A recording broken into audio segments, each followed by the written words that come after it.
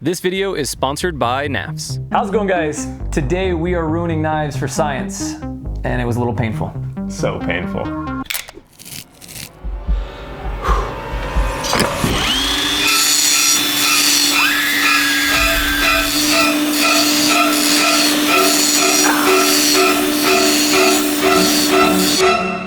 That was a mess. I hate it here. That was an absolute mess. I don't think I've had so much angst doing a video ever. Yeah. So we apologize for that, but we promise it was for a good cause. So what we're talking about today is knives you do hand people, or non-knife people. So we were noticing on YouTube, there's a handful of videos out there. Lugermonger has one. Everyday Minimalist. Everyday Minimalist has one, or a couple. And it's knives you don't hand. And they always talk about, like, you don't hand this to people because it's going to jump out of their hand. It's an auto, or the button lock is weird, or whatever.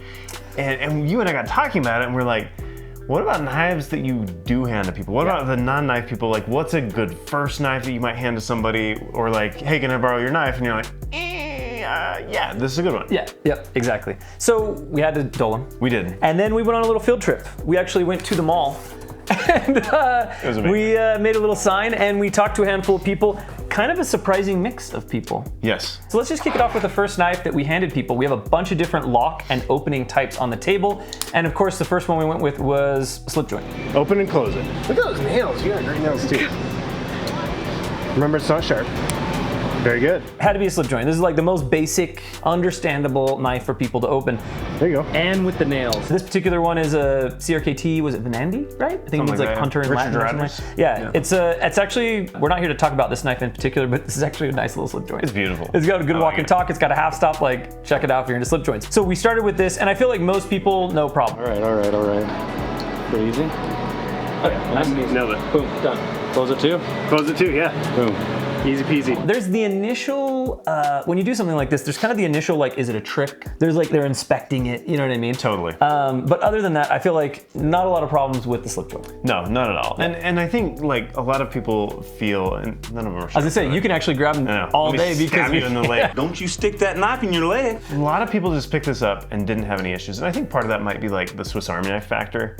Like, most people have handled the Swiss Army knife. And I noticed too, they had a tendency to get their fingers out of the way. Yeah. Which I thought was interesting. Like, exactly. There was no question. And even though we said, hey, they're not sharp, people were like, I will treat this as if it is sharp. Kind of. Because honestly, some people were handling these knives. What was the first gal's name? Emily. Emily. Absolutely amazing, by the way. We were literally three guys, because obviously Jamie's behind the camera as always. We're three guys walking around the mall with this weird sign, and Emily like just comes up with her pink nails, and she's like, bro, I'll do this all day. What you doing? Yeah. And we're like, sweet. Yeah, she was awesome. Okay, so next knife on the table is the K-Bar Dozier. Yeah. And Emily struggled with this one in particular, and it was either like you nailed it, or you didn't nail it with the back lock. Yep. And I think that has to do with the fact that, like, some people are just not used to looking at something mechanically and saying, how does this thing work? Because this particular design, a button lock. What? Back lock. Yeah, sorry. We're gonna get to a button lock. We will. It tells you where to close it. And I think you could say that about the crossbar lock, the axis lock. You could say that about a lot of different lock types, is it says, hey, here I am, close me. Yep. But some people kind of struggle with that. That's how do you close it? Okay, so no, you're good. Don't worry about it. So let me teach you one quick trick. Look at the handle. What do you see? What do you see? I see. What about that? What about that part? Does that look like a thing? Oh. Do you press on it and then? You do, but how would you press on it? I don't know. This is so good. You're doing You're awesome. literally doing amazing. Okay, I'm gonna show you now. Okay. All right. Super. You wanna try it? Yeah, get it. Well, with nails, it's a little bit I was gonna say, you got the nails, and it's kind of hard to push it down. Yes. Perfect. They kind of sit here and like turn it around and like, where is it? Which was interesting. Yeah, and we had people like squeezing it, like thinking it was some sort of like pressured release, because they went from, I mean, a lot of people, especially, because we did talk to one or two ringers. We talked to more people than we thought we were going to, because we found a couple people that like recognized us and were also kind of knife people. We had a guy run up and be like, are you Zach in the wild? That was pretty cool. He didn't actually say that, but he was stoked. Yeah, he was a good dude. What's his, I have it written down. His name was Jared. Yeah. Ben's so much better with names. Jared. We practiced beforehand. Jared, your boss, thank you for coming and finding us. But they went from the slip joint So a lot of people just tried to close that offhand as well. They like did. the people that didn't know, right? Yeah. Yep. And it would have been really cool. We were saying this afterwards. It would have been really cool to ask people what they did for work, because Maria, who was the last gal we talked to, instantly got this. Oh! Okay. That's kind of cool. You figured that one out faster than anybody else. Really? You really did. Yes. Not only did she instantly get this, but here, I'll steal this from you. Yes. She actually, when she opened it, she actually saw that this was something. She was like trying to pull this. Yeah. And then she pushed it to like open the Right. knife. Like she pushed down on that to open it. It's kind of intuitive. Yeah. I think one challenge with a backlock generally is to close it. You must stick your fingers in the flight path, in the closing path of that knife. Yep. And it's kind of a fierce commitment. Yep. Like you've got to do that with a liner lock too. But like you are like, I mean, if you're not used to that, you could definitely smash yourself. Definitely smash yourself. Smash. Not with these guys though, because we ruined them. But I think we're gonna find a way to fix them. Video coming later. All right, so then next up we did a crossbar style lock, and we went with the new lock on the drop bear from Kaiser. Yes. We just did a video on the channel on it. Really fun knife, love this knife. One thing that was really interesting to me is every time that I've handed, like I've never done this blind, right? Yeah. Like when I buy somebody a knife like this, it's a friend or a family member or whatever, they always grab the lock and flip it open. Yes. Every new person, I didn't see a single person do that today though, which was really interesting to me. Here's what happened. We kept the order the same the entire time. Yeah. Which was really interesting, but also we ended up with this really strong two-handed bias. Yes. Two-handed open, very nice. Okay, how do you close it? Well, the other one. Nice. Nobody was looking at the thumb stud and being like, oh, here's how you open it. Yeah. They're like, okay, I had to use two hands to open this guy, I had to use two hands for that guy, and then it carried throughout. It was like everything was two-handed. All the way to the OTF, which Yes. we'll get to. The number of people trying to close an OTF with two hands was remarkable. Yeah. But we just conditioned them with 8 other knives that they're like, okay, this is the game, I'm gonna play the game and I'm gonna close this one this way. But I think one thing as you consider a knife and how it closes, how it opens, is what happens to the fingers when you're closing and opening. And I think that the Axis style knives are some of the best, it's the best lock on the market in terms of safety, opening, closing, and ambidextrous.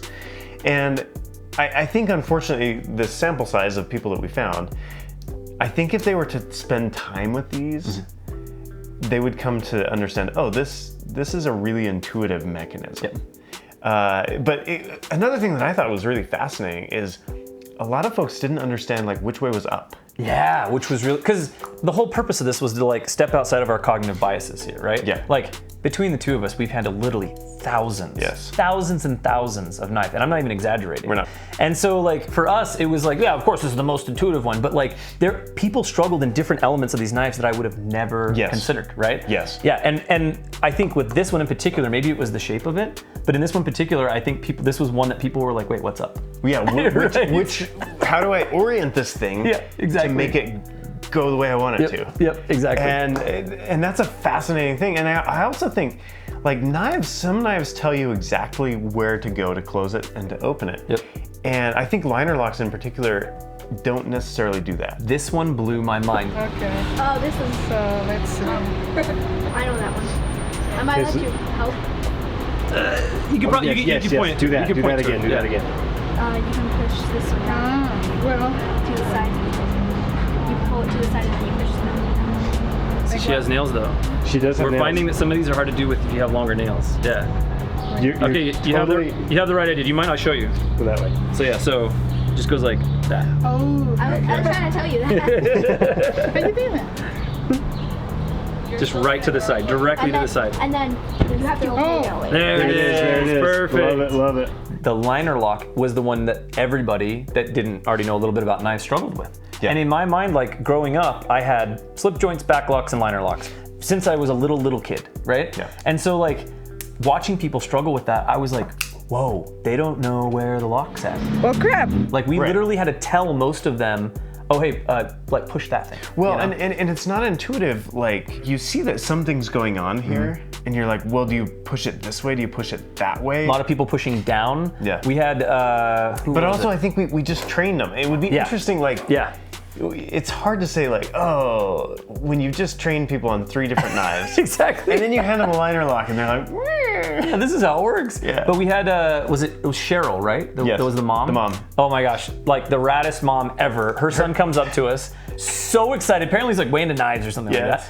And he's like, oh, can I do it? And we're like, sorry, bud, you gotta be 18. It's like pocket knives, you know, the whole thing. And so he's like, I'll get somebody who's over 18. He grabs his mom, and his mom's like, I don't really want to do this, but I love my children. Yes, she's like doing it for my children. I guess I'm a mom helping my kids. And she actually was a champion across She was. these. But that was one that she was like pushing down, she was pushing the wrong direction. And even her son was like, yeah, you push it over, mom. And like, it took her a minute, even that one. Definitely takes a minute. Yep. And it's worth noting too, like Emily has these beautiful nails. Yeah. And she, like, clearly cares about her nails, cares for them. I was so worried she's gonna break a nail. I was like, okay, so she's not gonna get cut, but she's gonna walk away and have to go get a whole new manicure or whatever you do when you get nails, right? Like, but when you think about like knives that you do hand people, if you got nails and that's something that's important to you, well, a liner lock. She struggled with a frame lock and a liner lock. Yep. And those and especially the compression lock. Yep. Getting those nails back there on the compression lock just wasn't happening. Well, and flippers. All flippers are completely out. Honestly, thumb studs. She was having a hard time with thumb studs too. So, yeah. Anyway, nails are an interesting subtopic within this. I think we should grow them out for the next one. I just clipped mine for this one. So they weren't dirty and nasty. We can get those, what do they call them? Like the fake ones? Just like Fake the glue-on ones or whatever? Yes. Okay, next time. Next time. If you want to see that, let us know in the comments. Hey, while we're here, Baby Banter. Ooh, Baby in Banter. micarta. Yes. I'm just going to shill it. I'm going to plug it. Chill it, dude, all day. It goes live mid-September. Okay. So if you like Banters, if you like micarta, there, buy it. Check it out. So Check it out. Now, Baby Banter. is it just the Baby Banter, or is there? It comes in the OG Banter as well. OG Banter in micarta coming mid-September. Yes. I'm about that life. It's been a long launch. And here's the thing. Can I show them? Just real quick. Yeah, okay. I'm gonna give you guys a sneak peek. I'm gonna give you guys Don't just a tell quick, people about this though. Yeah, like just a sneak peek, really fast. Sneak peek. Yeah, okay, here we go. So I'm not even like. I mean, you saw it in the video. Yeah, you saw in the video. We were taking knives around.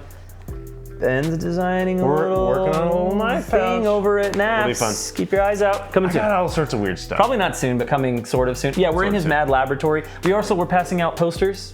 Get a knife poster. People were stoked on that.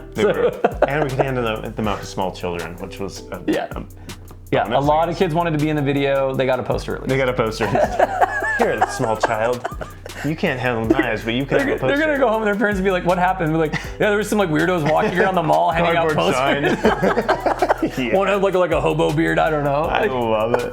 Oh man. But that does take us into frame locks, right? Frame locks, liner locks, very similar. Or the Reeve integral lock. Yes. As it could be known. And I think it should be noted that all of these locks have a history. And you and I didn't do our homework as deep as we should have. Yeah, we did a little bit, but like it's that's not why we're here. This is not a scientific study. What I found though that was really interesting about locks is there was a lot of developments that happened in the 80s with pocket knives that really like the 80s saw a ton of innovation that brought us kind of like, pocket clips on knives, liner locks, frame locks. Like there was a lot of stuff happening in the 80s that like made knives as we kind of know them today, which is really cool. And I think set the bar. I mean, the only one is the Axis lock. I think it was like 1998. Yeah. Is when Benchmade bought it and got the patent and all that. But anyways, frame locks. This one was really interesting too because if you figured out the liner lock and you were paying attention, people knew the frame lock, but I think they would have struggled just as hard with this.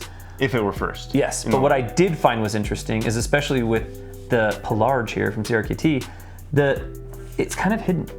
Like the frame lock's a little hidden, and so there were a lot of people pushing here. There were a lot of people like, they were trying to like fold it this way. Okay, so interesting to me too.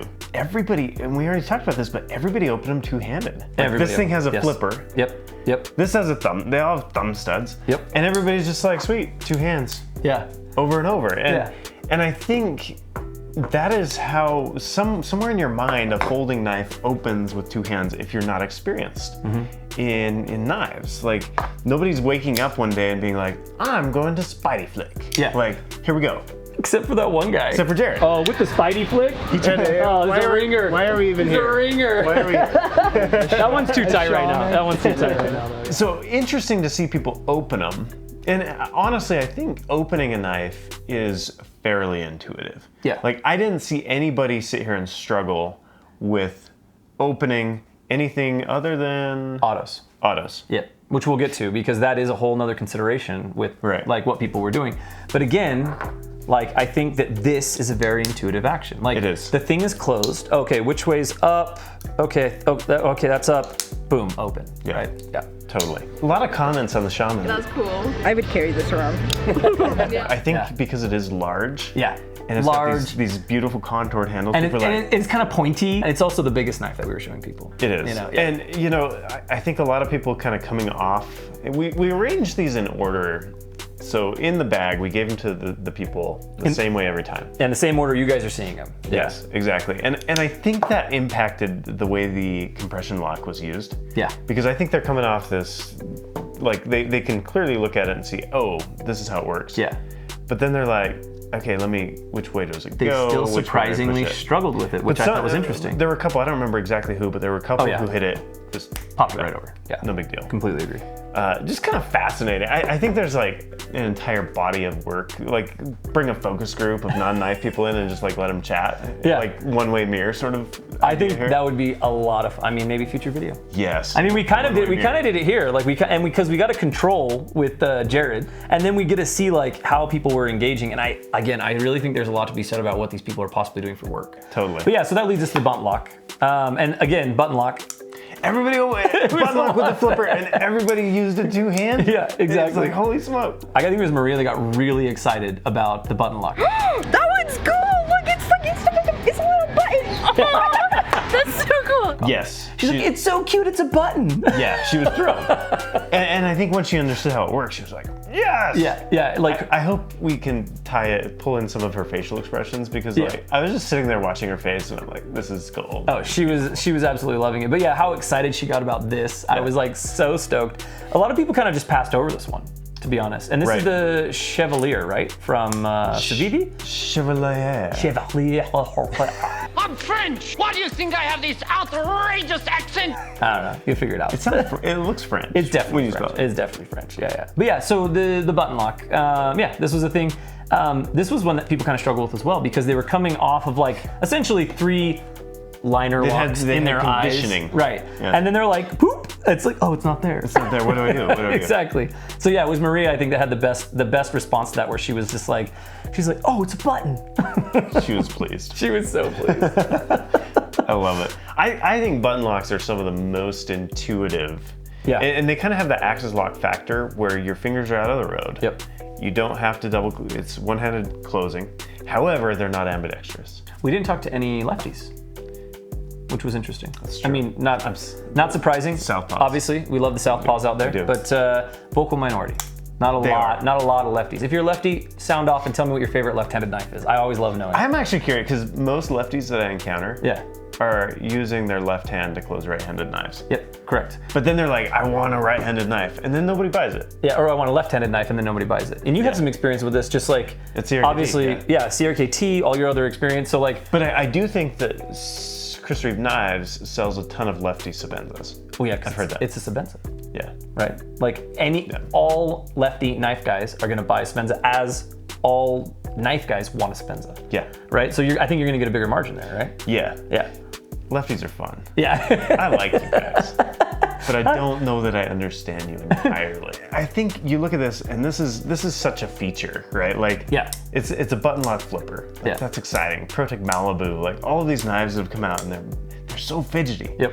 Well, like you hand this to the layperson, and they're like, sweet, I will open this 2 hands. Yep. I will push the button and close it 2 hands. Exactly. And like the joy, all of the satisfaction that knife guys are getting out of it, just it like evaporated. It's fine, right? But I think as knife people, we've become so accustomed to the nuances and the features and benefits to these things. That we forget that for your average person, they're just looking for a cutting tool. Like they don't need it to be fancy and fidgety and fun. They just need it to cut. It's something that you learn, I think, right? Yeah. Because like as a kid, obviously I started carrying when I was really young. Like I probably had to carry my first pocket knife when I was like 6. You know what I mean? Like I've carried pocket knife for a long time. A lot of my knives at first were not fidgety. Yeah. Like they were slip joints and they were backlocks. Yeah. Totally. Like there was no fidgeting with them. And My first fidget knife was actually a Gerber multi-tool that you could flip out. Nice. Right? My mom oh my gosh, she almost killed me and my dad because we just kept doing it all the day. Yes. Right? But that was my first like experience with Fidgety, right? But the type of fidgeting that I would do then with those types of knife was like finding all the dumb uses I could with it. I love right? it. I love it. What can I do? Like, well, I'm gonna cut up a Coke can or like whatever, right? Like. Well, and like think about a ballet song. Like that is like it's a grown-up toy. Yeah, for sure. Like. Not to offend all the Southpaws and ballet song people today, but like the reality is, it is, and there's a lot of skill involved. I'm not saying it's not, but well, yeah, I mean, a toy doesn't mean it doesn't have skill, right? exactly. Like, yeah, it's like a mountain bike for somebody that wants to do very dexterous things with their hands. Things that I cannot do. Like, Yeah, literally, I can't either. I've tried to like get good at flipping, and I'm like, okay, cool, this is it for me. Yeah, I'm gonna lose my finger. Like, but that's the cool thing about knives is there's sort of this, and like I don't think you'd hand somebody a ballet song and be like, here you go. yeah, have fun. Open your boxes. Yeah, yeah, You know, but you could. Yeah. Which is fun. So knives that you do hand people, this was a fun one. This was a really fun one. I can't remember, but one or two people tried to just straight up. I think it was actually Maria tried to like two-hand that one. And a few of them did. Yeah, They straight up pushed the button, did not engage the string. Oh wait, cut that out. No. There you go. I love it. I think Nick Shabazz one day had a conversation about autos. And he's like, you know, you can actually fire them quietly. Yeah, to make them more civilized. Civilized. Yeah. For a much more civilized age. Well, and we had, I think it was Emily. She asked, she's like, is this legal? Is this illegal?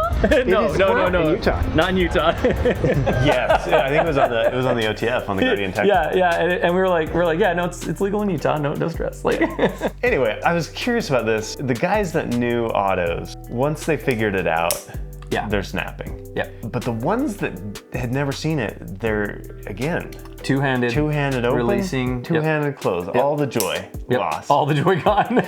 So would I hand an auto to somebody? No, I don't think I would. Even handing this one, I'm like, hey, hold on. Yeah, even though Like, it was make sure you got your hand on even though it was dull, in trying not to give it away, it was Ben, and he was like, hey, hold on to that one. Hold it tight. Okay, this one, just hold on tight. Okay, hang on to this one. Hold tight on it. Yeah, it. That would be an entertaining segment too, if we were to just like walk up to somebody and be like, open this, here you go. Do it with a Pro-Tech. Just do it with an unsharpened Pro-Tech. Right. We're gonna just daily ruin knives. No, we're not. Knife abuse. I can't We're do gonna that start a again. knife abuse It made me channel. sick to my Thumbs stomach. up if you want that. I cannot do it again. Okay, let's talk about the OTF. Okay, cool. And obviously, this was the standout. And when we talk, here's the beauty about this. We're talking about joy, right? Yes. This was the instant joy knife for everybody. Okay, is that like a box cutter? Oh, snap. I love that. I love that. That's so cool. Yeah, perfect. I feel like I'm gonna slice my It's just finger. really hard. Yep, perfect. This is amazing. Smiles all Yes. around. Yeah, Which yeah. I have to, you and I have talked about this, but Guardian Tactical makes an amazing OTF. And Yeah. shout out to Andy. He sent this to us so that we could run it. Yeah. Really, honestly, like shout out. That was awesome. Yeah, pretty awesome. But like, interestingly enough, I think people figured out how to open it pretty easily. Yeah. Pretty intuitive. You look at this and you're like, easy. Easy is relative. They knew how, but The they couldn't get concept, yeah, the concept of how to open it, no problem. But we found that hand strength, as we find with OTFs all the time, like I don't care if it's the Guardian Tactical, which I think is a little easier. I think this is the best OTF in this size range. Period. That's my personal opinion. Yeah. But whether it's this or even like a Lightning, which is pretty easy too. Yep. People will struggle even with a $50 Lightning. They do, and it's because there's two springs in there. They're counter to each other, right? So Yep. one is pressurized, the other is not, and you have to get to this point where it goes. And a lot of people struggle to, and then bringing it back, you've got to bring it back. But it was so fascinating to me because as people were trying to close it, I thought everyone was going to take it off track. Same. I'm like, oh, this is going to be fun to show everyone how to get it back on track after it falls. So if you're not familiar with OTFs, if you hold on the blade and then do the button, it'll get off track. So none of the springs are engaged. Two of the springs are disengaged right now. To get it back on track, you just pull it and then you're able to do that. And so these people are trying to like close it with two hands. I'm like, if you've seen somebody use this, it's so like, okay, push out, goes out. Pull in, goes in. But when you pull that hand strength and you can't, nothing's happening. You're like, okay, what do I do next? Right, like how do I help it, right? Yes, how do I help it? And that's exactly what we're seeing. And it was funny though, even some people were like opening it and then they were like, how do I close it? And I'm like, you just opened it with the thing. Like, how do you not, like, it's the thing you just used. But maybe because they were coming off of this, I actuated here, right? Yeah, like I actuated with a different thing, and then I had to like do something different, right? Yeah. And then that might have been what it was, I don't know. But that was actually really weird too, like seeing people not know that that's also how they closed it. Yes. Which was intriguing, right? But it would just condition them with 8 other knives. Yeah, exactly. But also like that's after you've fidgeted for 3 minutes with an OTF. Yeah. You'll never go back. Well, and that's exactly it. Is after we'd get the weird 2-hand closing thing, I'd be, oh, let me show you. And I like chink chink, and they're and then it's like smiles. And then hand it back, and they were like, oh, I want to do it now. Like, so you push out, and then you pull back in. Push out, pull back in. So this is for me now? the thrill just like happens. Yep. Super interesting little experiment. I don't know that there's actually any science here. Like nothing like replicable. I think what it is just like, I love like breaking my like cognitive biases. Yeah. Right. Like I love stepping outside of, and like hopefully you guys watching this, because like obviously like everybody watching this is into knives, I would imagine. If you've watched this far in the video, you're our people. You're our people. and I think that's the thing is like, I think it's so cool that when you've done something for so long, realizing like where you started, we all started there, right? Whether we want to remember that or not, like we all started to like, wait, how does this thing work? Like what do I do here? Like how's it easiest to do? Like the first person, like Sal Glesser didn't Spydie flick the first Spyder we ever made with Spydie hole in it. No. You know what I mean? No. Like, and I suspect Sal, I'm going to speak for Sal for half a second here. Yeah. He probably never Spydie flicks. He probably doesn't, because it's not intuitive, right? Exactly. But many a time, I've handed a liner lock to an unsuspecting non-knife person. You hand it to them, they open it, no problem, and then they hand it back to you open. Because they can't figure out how to close it. And they're like, I give up. Yeah. And I think there's a learning curve there. Mm-hmm. There is just an experience curve. But it's interesting to think about, okay, well, which knife would you hand somebody? So that's my question for you. Right, yeah. On the table. Yeah. And obviously there's more locks, there's thousands. Yeah, I mean, this is kind of just a good representation, I think, of like the general. I would say that, can we make a statement here? I would say that 80% of knives fall into these. Oh, I think so. Yeah. If not more. If not more. Probably more. Probably more. Yeah, probably more. Yeah. I think we covered like opening mechanisms, closing mechanisms, all pretty well here. Yeah, I completely agree. So, out of all these, you have one in your pocket. Which one do you hand to somebody who's a non-knife person? Oh, out of these? Okay. Out of these mechanisms. I hate this because I actually have 2 answers. You only get one. You have one knife in your pocket, ready to go. One knife in my pocket? Yeah. I'm gonna justify it. I'm gonna also. We're gonna talk about the second one too. Okay. So Axis style lock. Yeah. Axis style lock is what I would hand to somebody in my pocket. Yeah. This is the one. It keeps their fingers out of the road, etc., etc., etc. But I think that the second question. This is why I said I have 2 answers. I love it. I think that the second question is, what is the most intuitive knife on the table? And the most intuitive knife is the slip joint. Fair. Hands down. It's fair. Hands down, most intuitive knife. But this is not the knife that I would want to hand to somebody that isn't used to knives. It's not the safest. Yeah. Because it's not the safest. It's gonna close. I got scars on my thumb. Yeah, we all have slip joint scars. Yeah, like, we do. Right? Same. I've got like a bite that I did on my hand that I have the scar there. Like, so for me personally, I think if we're talking about knives you do hand to people, yeah, I'm gonna go Axis style lock all day. Yeah. That's my answer. That's a good answer. What about you? I'm going straight to an OTF. No, this is a terrible knife to hand people. But also, like, there's fun. Like let's be honest. Are you trying to troll people? Are you trying to like make people smile and teach them something? Here's the thing, though. If this is the knife you're choosing, I think it's genius. And there's 2 reasons why. So same reason with this. I have to have a good hand, right? And my fingers are out of the road. I have to grip this. Yeah.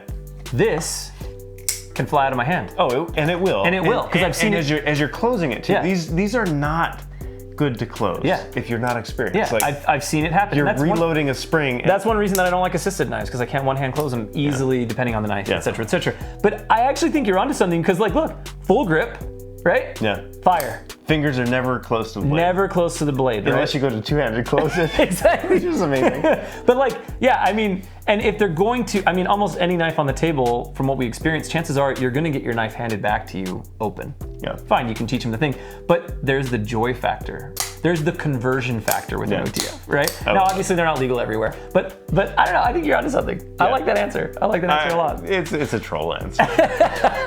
Okay, so take the troll mask off. I'm sorry, it never comes off. I know. Dude, what would you choose?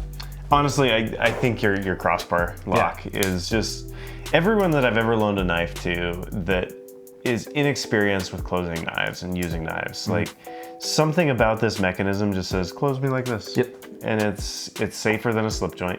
To me, you can't beat it. Okay, quick scene change because we have some big news for the channel, and that is that we have our first channel sponsor ever, and that is our good buddies Ben and Athena at Knafs. It's a huge milestone for us. Thank you guys for believing in us, and you know, if you're a company and you want to sponsor the channel, hit us up. We're not opposed to that. Also, thank you guys for watching and subscribing. It means the world. And I don't know, Jamie, what do you got? Thank you, Knafs, and thank you all for watching, and we'll see you in the next one.